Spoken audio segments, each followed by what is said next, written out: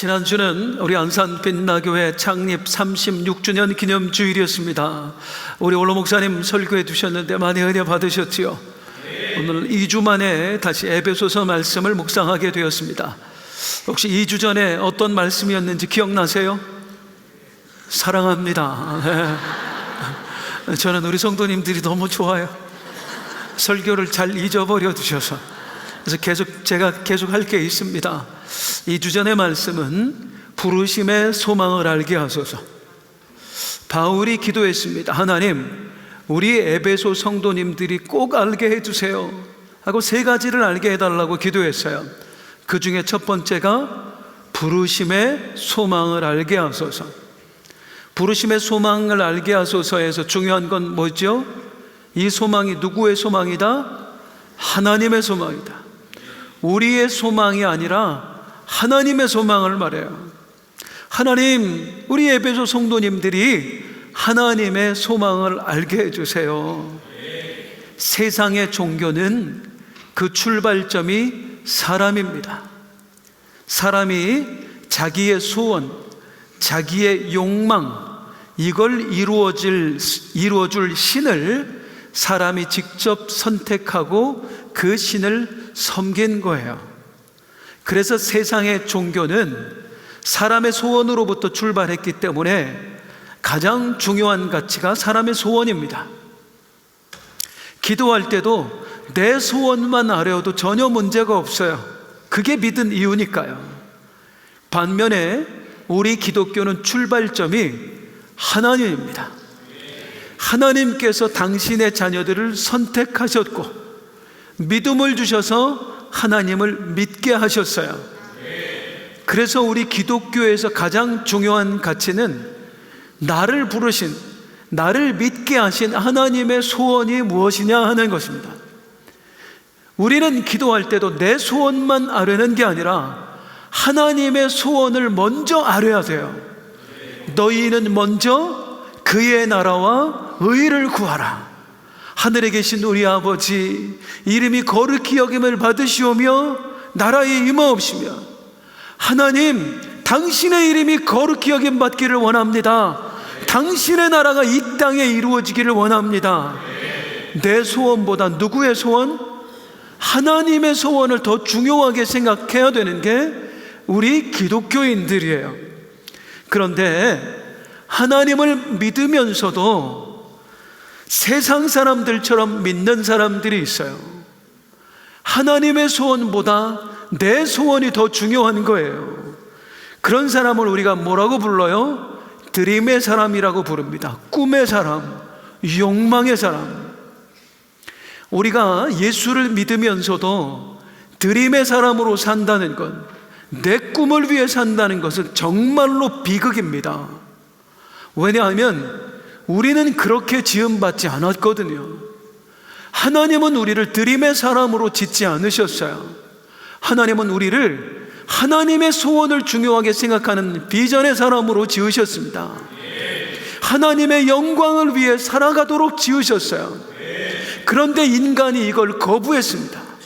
내가 왜 하나님의 영광을 위해 살아요? 싫어요. 나는 내 욕망을 위해 살 거예요. 그게 사람이 선악과를 따먹은 이유입니다. 이후에 사람은 철저하게 나를 위해 삽니다. 내 소원을 위해서, 내 욕망을 위해 삽니다. 비전의 사람으로 지음받았는데 그 자리를 이탈해서 사람이 드림의 사람으로 살아가는 것입니다. 이걸 성경이 타락이라고 부릅니다. 성경이 말하는 타락은 어떤 나쁜 짓을 하는 게 아니라 내 본연의 위치를 벗어나서 하나님의 소원을 위해 살아야 될 사람이 나의 소원을 위해 사는 것, 내 욕망을 위해 사는 것, 이걸 타락이라고 부릅니다. 그런 우리를 하나님께서 불러주셨어요. 나를 위해 살겠다고 하나님을 배반하고 떠난 우리를 하나님께서 다시 품어주셨어요. 이게 구원입니다. 그래서 구원받은 우리는 이제 누구로 살아야 되느냐? 비전의 사람으로 살아야 되는 거예요. 내 꿈을 위해 사는 드림의 사람이 아니라 하나님을 위해서 살아가는, 하나님의 소원을 위해서 살아가는 비전의 사람이 되어야 하는 것입니다. 그런데 여전히 하나님 품에 안겨서도 드림의 사람으로 살아가는 이들이 있어요. 하나님을 믿는다고 하면서도 여전히 하나님의 소원과 상관없이 내 욕망을 위해서 살아가는 사람들이 있어요. 이게 얼마나 비극이냐 하는 것입니다. 그래서 바울이 기도했던 것입니다. 하나님, 우리 에베소 성도님들이 알게 해주세요. 부르심의 소망을 알게 해주세요. 하나님의 소원이 무엇인가를 깨달아서 그 하나님의 소원을 위해서 살아가는 사람들이 되게 해주세요. 이게 2주 전에 전했던 설교의 핵심입니다. 오늘은 바울이 했던 기도의 두 번째 내용을 살펴보려고 합니다. 바울은 어떤 기도를 했을까요? 무엇을 알게 해달라고? 18절입니다. 시작. 너희 마음의 눈을 밝히사 그의 부르심의 소망이 무엇이며, 두 번째, 성도 안에서 그 기업의 영광의 풍성함이 무엇이며. 하나님, 우리 에베소 성도들로 하여금 알게 해주세요. 성도 안에서 그 기업의 영광의 풍성함이 무엇인지를 알게 해주세요. 기업의 영광의 풍성함이라는 게 도대체 무슨 말일까요? 이 기업에 대해서는 제가 계속해서 말씀드렸습니다. 기업이 뭐라고요? 성경이 말하는 기업은요, 가문 대대로 물려지는 재산과 사업을 말한다고 그랬어요. 우리 가문 사람들을 대대로 먹고 살게 해주는 우리 삶의 터전, 그래서 우리 가문을 유지시켜주는 삶의 근간, 이걸 기업이라고 그랬어요. 그래서 이스라엘 사람들은 기업을 자기 목숨보다 소중히 여겼습니다. 누가 억만금을 준다고 해도 이 기업을 절대로 팔지 않았어요. 우리 가문의 보물 1호, 그게 기업이에요. 이렇게 기업이 소중한 것이기 때문에 성경에서는 기업을 이런 때에 씁니다. 세 가지 경우에, 첫 번째, 하나님이 주신 것을 말할 때 기업이라고 얘기해요.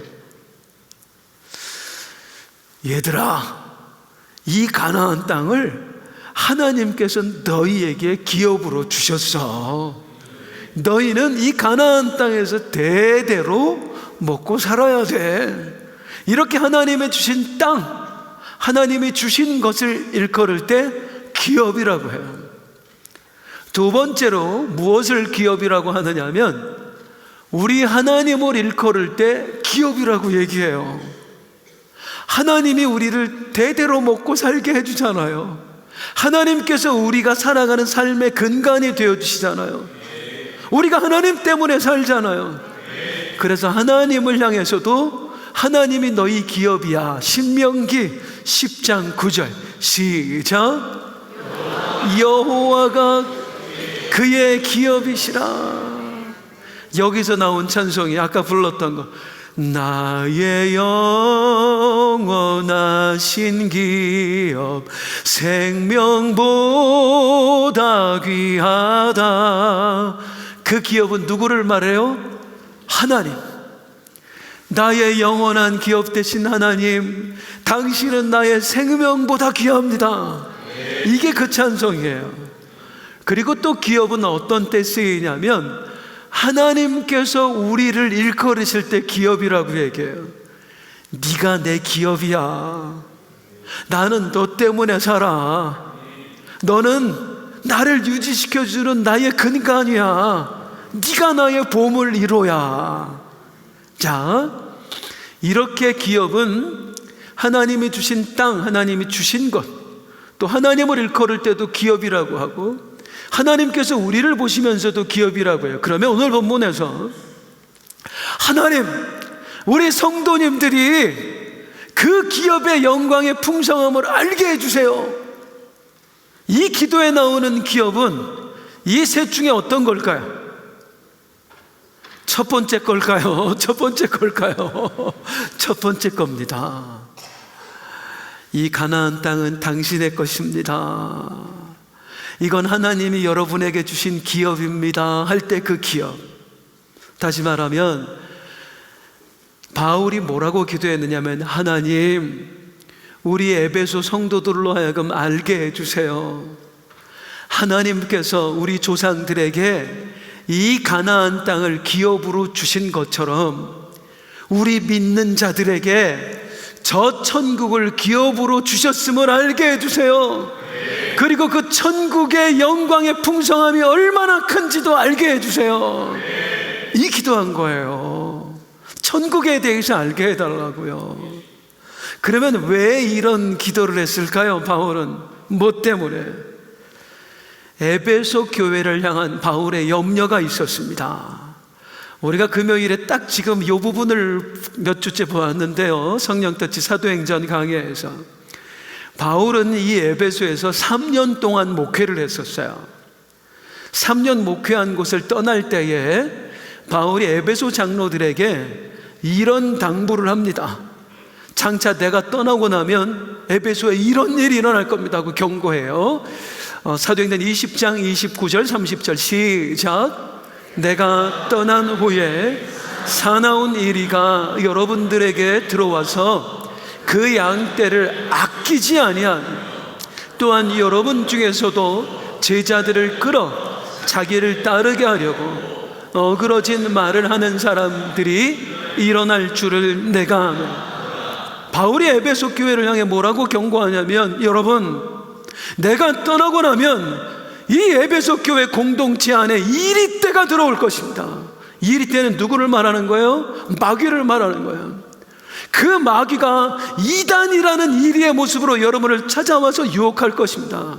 그 마귀가 제국의 핍박이라고 하는 이리의 모습으로 찾아와서 여러분을 물어뜯을 것입니다. 이런 경고를 남겨요. 실제로 몇 년 후에 이 일이 이루어집니다. 수많은 이단들이 들어오고요, 드디어 로마 제국의 핍박이 거세게 가해집니다. 어마어마한 핍박이 이제 초대교회에 가해지는 거예요. 그래서 바울이 염려가 된 거예요. 그 마귀의 공격 앞에 에베소 성도들이 믿음을 잃어버릴까 봐 염려가 된 거예요. 우리 에베소 성도님들, 그 이단의 유혹 앞에 흔들리면 어떡하지? 로마 제국의 핍박 앞에 예수 그리스도를 부인하고 교회를 떠나게 되면 어떻게 하지? 저들이 믿음을 다 잃어버리면 어떻게 하지? 염려해요. 사실 나중에 시간이 지나서 에베소 교회는 이 바울이 염려한 대로 되고 맙니다. 어마어마한 핍박이 가해지면서 이 에베소 교회가 무너져 내려요. 흔들거립니다. 나중에 몇 년 지나 바울이 순교하고 나서 우리 성령께서 사도 요한을 통해 에베소 교회에게 강하게 책망하신 말씀이 있어요. 자, 요한계시록 2장 4절입니다. 시작. 그러나 너를 책망할 것이 있나? 너의 처음 사랑을 버렸느니라. 바울이 염려했는데 그게 실제로 일어난 거예요. 이단이라는 이리 앞에 수많은 성도들이 흔들리고 교회를 떠났어요. 핍박이라고 하는 이리 앞에 많은 그리스도인들이 예수를 버리고 세상으로 나아가 버렸어요. 그걸 염려했던 거예요, 바울이. 그 일이 일어날까 봐. 그래서 뭐라고 간구하냐면, 하나님, 우리 에베소 성도님들 믿음 잃어버리면 안 돼요. 저들이 어떤 핍박 가운데서도 믿음을 잃지 않도록 도와주세요. 저들에게 하나님이 주신 기업, 그 천국의 영광의 풍성함을 알게 해주세요. 그리고 그 천국을 향한 믿음으로 그들이 어떤 핍박도 이겨낼 수 있게 해주세요. 바울이 이 기도를 한 것은 그 바울의 경험에서 비롯되었습니다. 지금 바울이 에베소 성도들이 당할 핍박을 걱정을 하고 있는데요, 사실 바울이 당한 핍박은 이루 말할 수 없을 정도였습니다. 바울이 그의 사역을 감당하면서 어떤 핍박들을 당했는지 바울이 고백하는 내용이 있어요. 고린도후서 11장 23절에서 27절인데 우리 천천히 한번 읽어보죠. 시작. 내가 수고를 넘치도록 하고 옥에 갇히기도 더 많이 하고 매도 수없이 맞고 여러 번 죽을 뻔하였으니 유대인들에게 40에서 하나 감한 매를 5번 맞았습니다. 3번 퇴장으로 맞고, 1번 돌로 맞고, 3번 파선하고, 일주일을 깊은 바다에서 지냈으며, 여러 번 여행하면서 강의 위험과 강도의 위험과 동족의 위험과 이방인의 위험과 시내의 위험과 광야의 위험과 바다의 위험과 거짓 형제 중에 위험을 당하고, 또 수고하며 애쓰고 여러 번 자지 못하고 줄이며 목마르고 여러 번 굶고 춥고 헐벗었는데, 바울은 이루 말할 수 없는 고통을 당했던 사람이에요. 이 바울이 고백하는 내용 중에 2개만 놓고 볼까요? 바울이 40에서 하나 감한 매, 그러니까 39대를 말합니다. 이 39대의 매를 5번을 맞았다고 그래요. 5번이나 맞았다고 그러니까 우리가 얼핏 생각하기에는 그냥 맞을 만한 매였나 보다, 견딜 만한 그런 매였나 보다. 역사 기록에 의하면 이 40에 하나 감한 매는요, 사람을 아예 반신불구로 만들어서 죽으라고 때리는 매였어요. 이걸 한번 맞으면 온몸의 뼈가 바스러져서 정상인의 생활이 불가능합니다. 그런데 하나님이 붙잡아주고서 또 한 거지, 어마어마한 고통을 바울이 당한 거예요. 3번 퇴장으로 맞았다 그러는데, 퇴장 1번만 맞아도요, 엉덩이 허벅지살 다 터져나와서 평생 고름을 안고 살아가야 됩니다. 그런 매를 바울은 3번이나 맞았어요. 온몸에 뼈가 상한 곳이 없었고요, 바울은 늘 이 다리에서 피고름이 철철 나는 상태로 살아야 됐습니다. 죽는 그 순간까지 평생 절름마리로 살았던 거예요. 아까 돌에 맞았다 그러는데 실제로 돌에 맞아 죽은 적도 있었어요, 바울은. 자, 바울이 이런 고통을 당했다. 성도님들, 우리가 고난 중에 있다고 얘기하는데 혹시 묻겠습니다. 여러분 중에 이 정도의 고난을 당하며 사는 분 계십니까? 바울만큼의 고난을 당하며 사는 분 혹시 이 자리에 계신가요? 만약에 바울이 당했던 이 모든 고통을 우리의 일생에 우리가 당해야 한다면, 우리 중에 이 예배당에 와서 지금 예배하는 사람 몇 명이나 될까요? 복음 전하는 건 고사하고 이 고통을 당하면서도 주일날 나와서 예배할 수 있겠어요? 하지만 바울은 어떻게 했어요? 그 모진 핍박과 시련을 당하면서도 의지를 꺾지 않았고요, 복음을 향한 사명을 향한 그의 걸음을 멈추지 않았습니다. 바울은 도대체 어떻게 그럴 수 있었을까요? 바울 스스로가 고백하는 내용이 있어요. 내가 그 모든 고통 속에서도 어떻게 사명을 감당할 수 있었는가? 로마서 8장 18절입니다 시작. 생각하건대 현재의 고난은 장차 우리에게 나타날 영광과 비교할 수 없다. 할렐루야. 내가 어마어마한 고통을 당하지만, 어마어마한 핍박을 당했지만, 지금 내가 당하는 이 고난은 장차 나에게 주어질 영광과 비교도 할 수 없다. 하나님께서 바울에게 천국을 보여주셨거든요. 바울은 자기가 천국 본 사실을 얘기한 적도 있어요. 그 천국을 보고 나서 어떠한 핍박을 당하더라도 이겨낼 수가 있는 거예요. 그 천국만 생각을 하면, 그 나라에서 주님과 누릴 그 영광만 생각을 하면, 40에 하나를 감한 매를 맞아 온몸의 뼈가 바스러지는 한이 있더라도, 이 엉덩이 허벅지살이 다 터져서 피고름이 철철 나고 절뚝절뚝 거리면서 살아야 하죠. 현재 내가 당하는 고난은 장차 나에게 주어질 영광과 비교도 할 수 없어. 이 믿음으로 그 모든 것들을 견뎌냈던 거예요. 이게 바로 소망이 주는 힘입니다. 바울뿐만이 아니었습니다. 우리 초대교회 성도들이 다 그렇게 살았습니다. 초대교회 성도들이요, 어떤 이는 십자가에 못 박혀 죽고, 어떤 이는 산채로 끓는 가마 속에, 기름가마 속에 던져졌습니다. 그게 사도 요한입니다. 또 어떤 이는요, 자식과 함께 그 원형 경기장에서 사자의 밥이 되어 죽었고요, 역사의 기록을 읽으면 어떤 그리스도인들은요, 네로 왕자가 얼마나 악랄한지요, 이 그리스도인들을 산채로 꼬챙이에 꿰어서 횃불로 썼어요. 로마 시내 밤을 밝히는, 온몸에 기름을 붓고 불에 태워서 밤새도록 타죽게 만들었어요. 그런 상황에서도 초대교회 성도들, 주님의 나라를 소망을 했고 하늘나라를 바라보면서 사자의 밥이 되었습니다.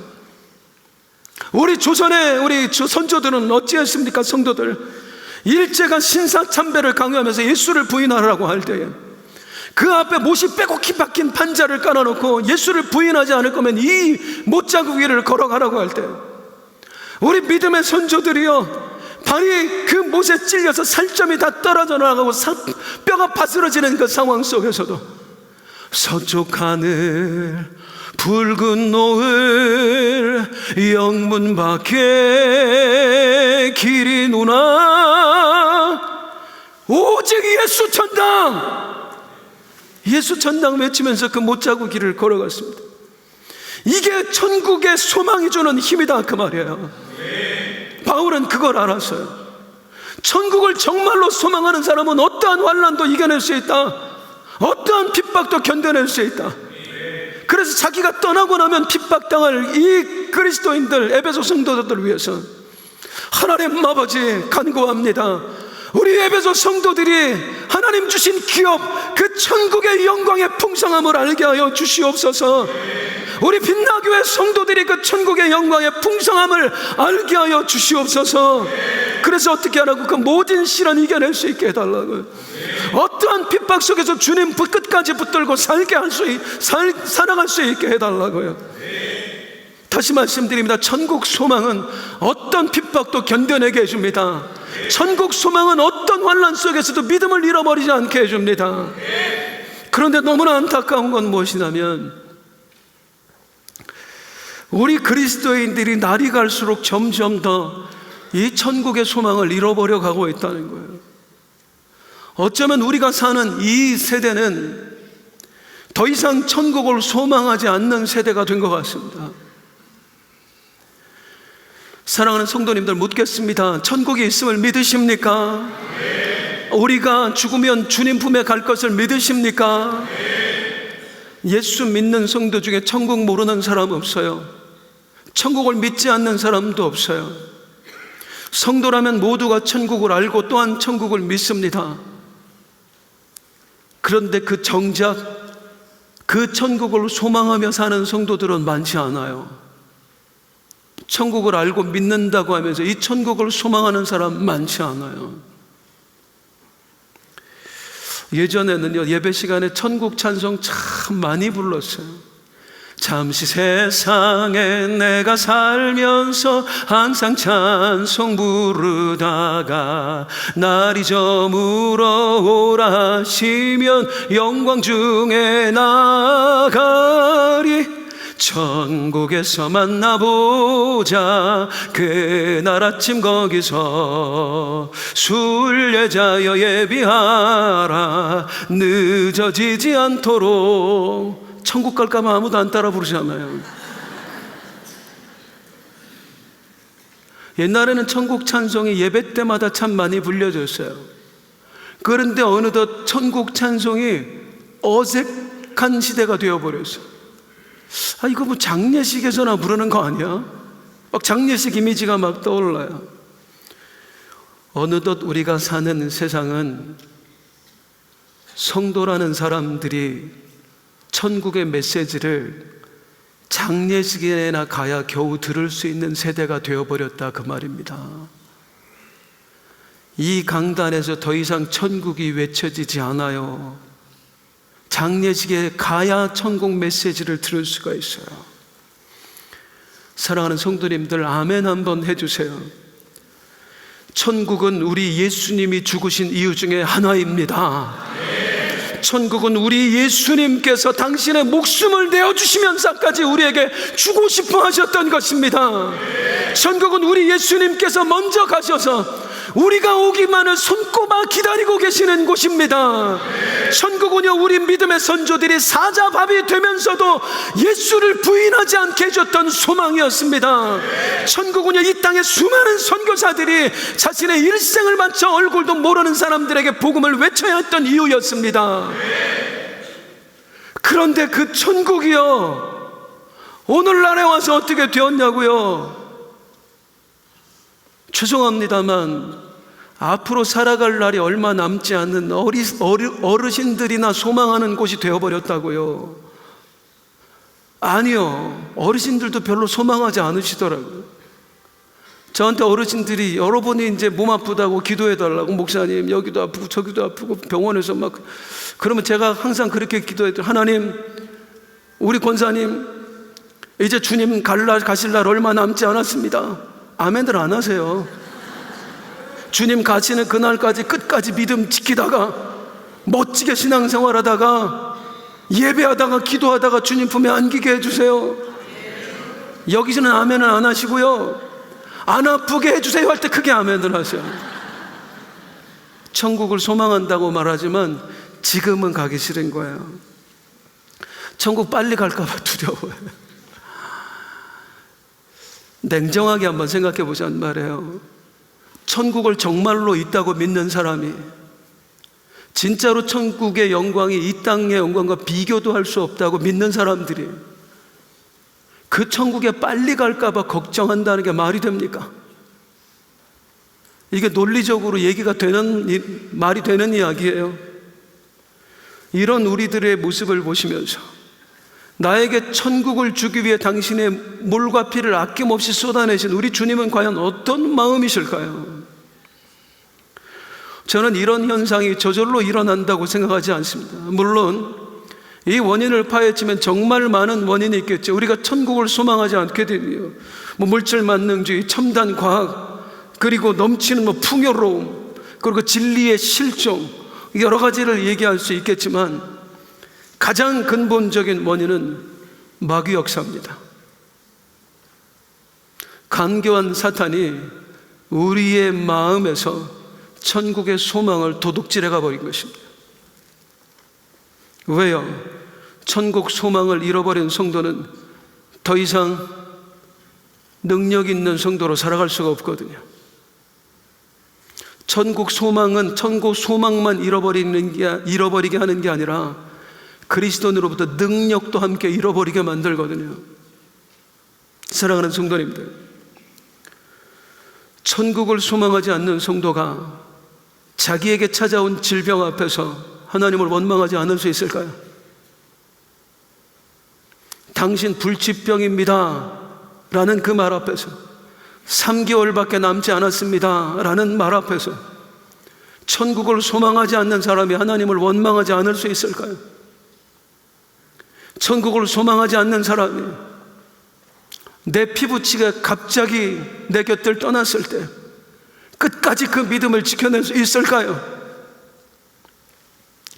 만일 이 시대에 초대교회에 들이닥쳤던 그 정도 수준의 핍박이 가해진다면, 예수 믿는 것 때문에 십자가에 못 박혀야 되고, 예수 믿는 것 때문에 끓는 기름가마에 던져져야 되고, 예수 믿는 것 때문에 사자의 밥이 되어야 되고, 예수 믿는 것 때문에 꼬챙이에 깨어 횃불로 타 죽어야 되는 순간이 온다면 과연 오늘 이 시대에 예수를 끝까지 믿을 수 있는 사람이 얼마나 될까요? 우리가 너무 무뎌진 것 같아요. 계시록에 기록된 그 최후의 환난, 그 마지막 때가 정말로 안 올 거라고 믿으십니까? 우리가 끝까지 평안하게만 할 수 있을 것 같아요. 마귀는 우리의 믿음을 방해하기 위해서, 우리의 믿음을 백성하기 위해서 발악을 할 거란 말이에요. 그런데 정작 그 앞에서 우리의 믿음을 이겨내게 할 수 있는, 믿음을 지켜내게 할 수 있는 소망, 천국의 소망을 우리가 잃어버리고 사는 거예요. 이게 마귀의 역사 없이 되겠느냐고요. 간교한 마귀는 오늘 이 시간도 우리로부터 천국의 소망을 빼앗아가고 있습니다.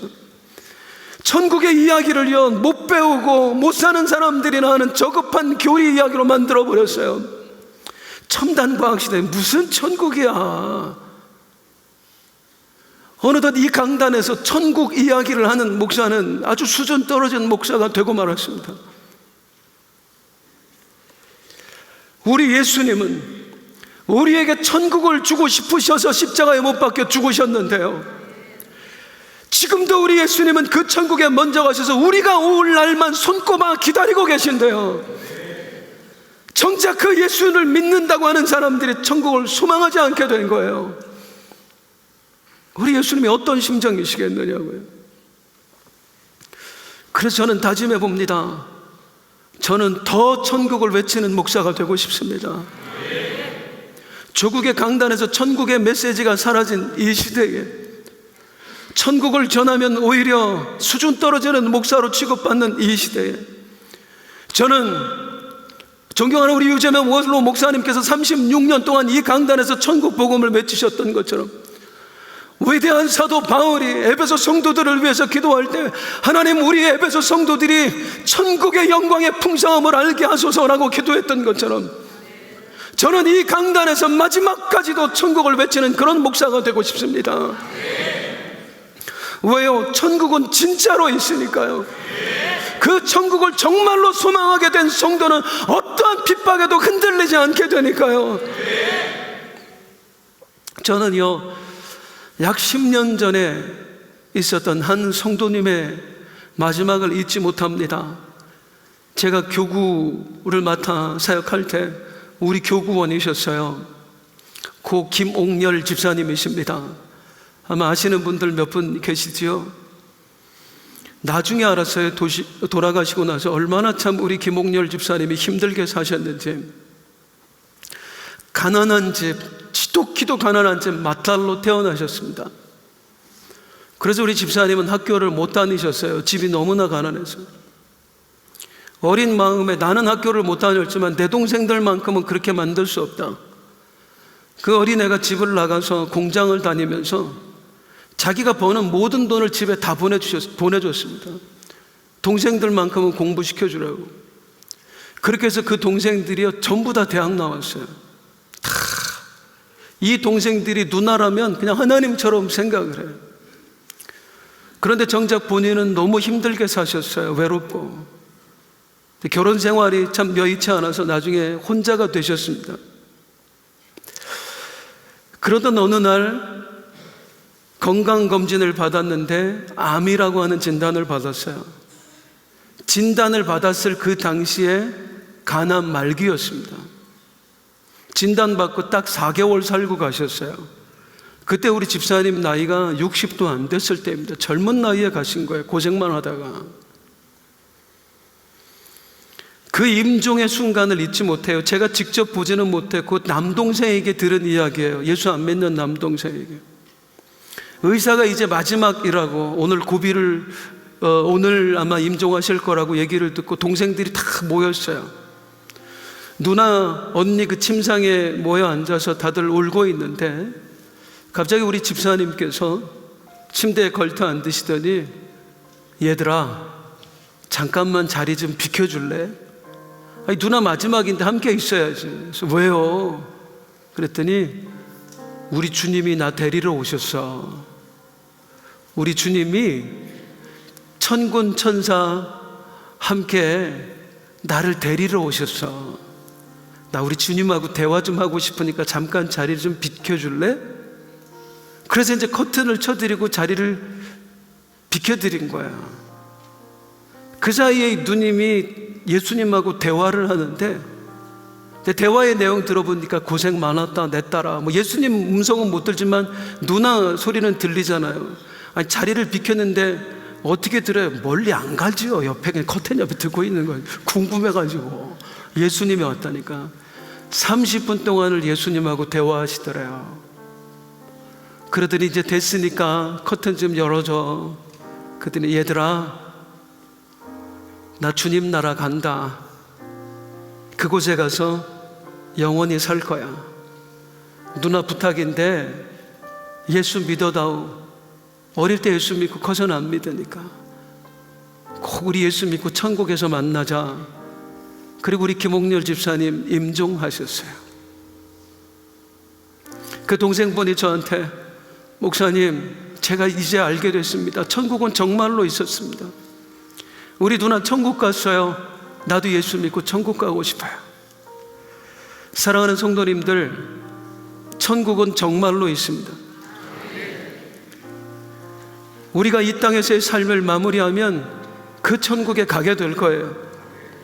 그 천국에서의 삶은 이 땅에서 우리가 당하는 어떤 고난도 이겨낼 수 있을 만큼 찬란하고 영광스러울 것입니다. 이 사실 믿으세요? 이 사실 믿으시면 천국 소망하세요. 천국 갈까봐 두려워하지 마시고 그 천국을 소망하세요. 이 사실을 정말로 믿으시면 지금의 고난 앞에서도 당당하세요. 고난아, 너는 잠깐이지만 천국에서의 내 삶은 영원하단다. 그리고 이겨내세요. 천국이 안 믿어지세요? 기도해야지요. 예수 믿는데 천국이 안 믿어지면 기도해야지요. 믿어지게 해달라고. 천국을 믿는데 소망이 안 돼요? 그래도 기도해야죠. 주님, 내가 소망을 잃어버린 것 같다고. 잃어버린 그 천국 소망이 다시 살아나게 해달라고.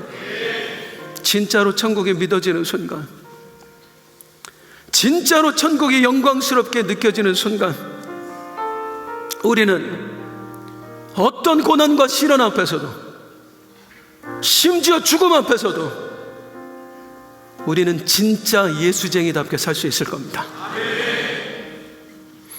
마라나타, 주 예수여 어서 오시옵소서. 땅의 모든 끝, 모든 족속 주를 찬송하게 하소서. 마라나타, 마라나타. 우리 함께 일어나서 찬송합니다. 어서 오시옵소서. 모든 열방이 주께 돌아와 춤추며 경배하리. 우리 처음부터 다시 하겠습니다. 마라나타. 이 찬송하고 우리 성찬 예식 행할 겁니다. 들어오면서 받지 못하신 분들 손을 들어주시기 바랍니다.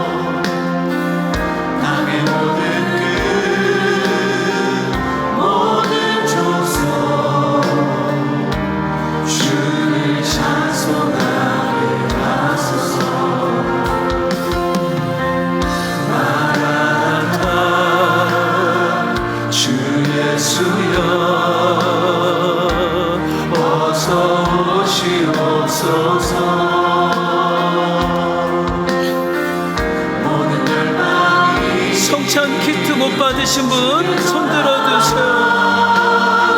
춤추며 경배하게 하소서. 우리 주님 다시 오시기를 만들자. 십자가를 들고 땅 끝까지 우린 가리라. 우리 주님 하늘 영광 온 땅 덮을 때 우리 땅 끝에서 주를 맞으리. 마라나타, 마라나타. 아멘. 주 예수 오시옵소서. 마라나타, 마라나타. 아멘. 주 예수여 오시옵소서. 마라나타, 마라나타. 주 예수여 어서 오시옵소서.